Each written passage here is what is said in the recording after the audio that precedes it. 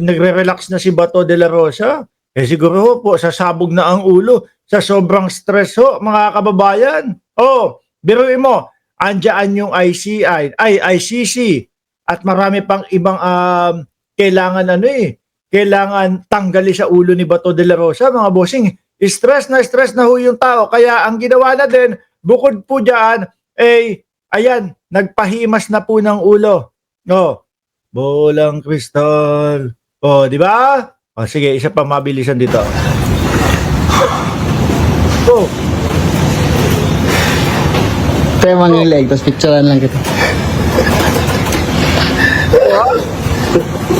Masayaw. Nako, Bato, anuhin mo na yan. Sulitin mo na yan. Bakit? Walang ganyan sa ICC. Walang ganyan sa ICC. Pero wag ka mag-alala. Kasi doon sa ICC, ay laging malamig. Tapos pahimas ng ulo. Himas-himas ulo. Himas-himas. Sana magkaroon ng laman. Alisin ko na mga kababayan. Pampaano lang natin yan. Pampakalma lang ho natin yan. Doon sa mga DDS. Paano ko ba, saan ko ba uumpisahan ito mga kababayan? Meron tayong 1, 2, 3, 4, 5, 6, 7, 8, 9, pati kulungan ng mga korap kasama na po sa ating tatalakayin. Miko Boy, Cereza po, shoutout sa iyo. Delia Rosario at Amorita Beltran, Shiro Kansaki. Game, mga bossing, umpisahan natin ito dito kay Patidongan. Naku, 1-0 1 kay Patidongan at 0 kay Atong Ang. Bakit to mga kababayan? Ito. Dahil siya naman na talaga lahat ang gumagawa niyan. Yan lang. Sir, first po, ano po ba yung mga kinaso ni Atong Ang kay Julie Dondon Patidongan, mga bossing, binasura ho, mga kababayan. Kaya nasabi natin na 1 ang score para kay Patidongan at 0 para kay Atong Ang. reason ng press conference po natin dito? The reason kung bakit kami nagtatawag ng press con is to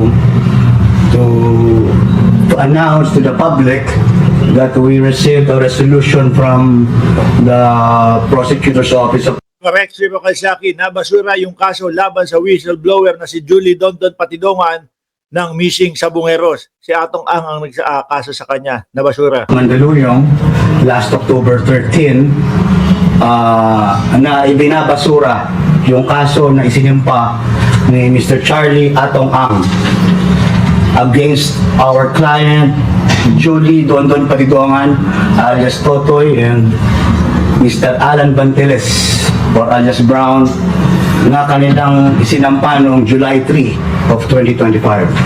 Biruin nyo ho mga kababayan, yung mga ngayon ho, nahaharap sa mga investigasyon, nahaharap sa mga kaso, malalaki hong pangalan yan. Kung ikukumpara ho natin nung panahon ni dating Pangulong Duterte, ewan ko kung anong malaki ang nahuli nila.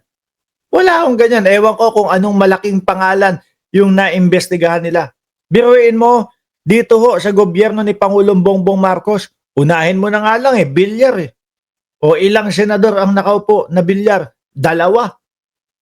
Di po ba? 2. O yung sa prime water nila at yung sa iba pang mga nasasangkot sila. O pati ho yung mga kamag-anakan ni Mark Villar at ng mga bilyar na imbestigahan po. Ito, Charlie Atong Ang. Alam natin, mga bata pa lang ho tayo, mga bossing.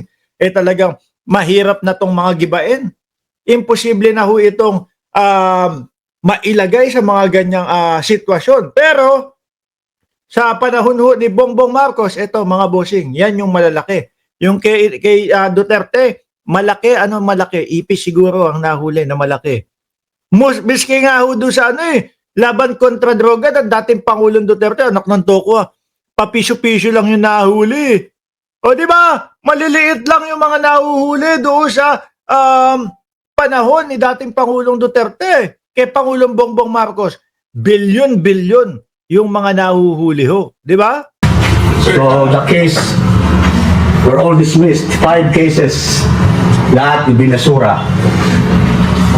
O, 5-0 pala si Patidongan. 5 kaso pala yung isinampa sa kanya.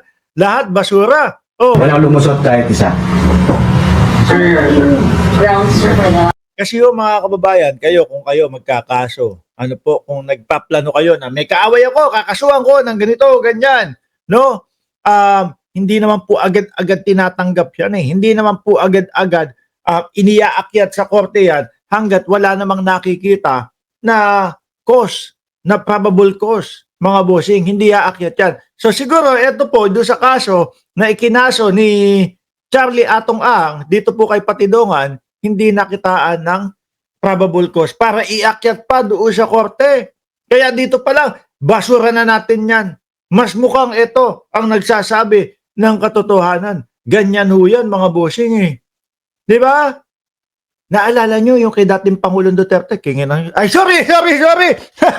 Hindi kasi naman, talaga namang walang ano yun, walang nahuhuli yun. No, piso-piso na drogahan ho, mga kababayan, kasama si Morales. Oh, yun lang yung kay laban kontra droga. Ganun pa oh. Tokhang tayo. Tapos yung mga kinukuha, yung mga nahuhuli, piso-piso, yung kanto-kanto lang. O, di ba? Hindi kagaya kay Pangulong Bongbong Marcos, bilyon-bilyon na droga ang nahuhuli. No? Duwag kasi ang dating Pangulo. Urong Golteb niyan. Urong betlog niyan. Attorney Fernandez Nagsampo.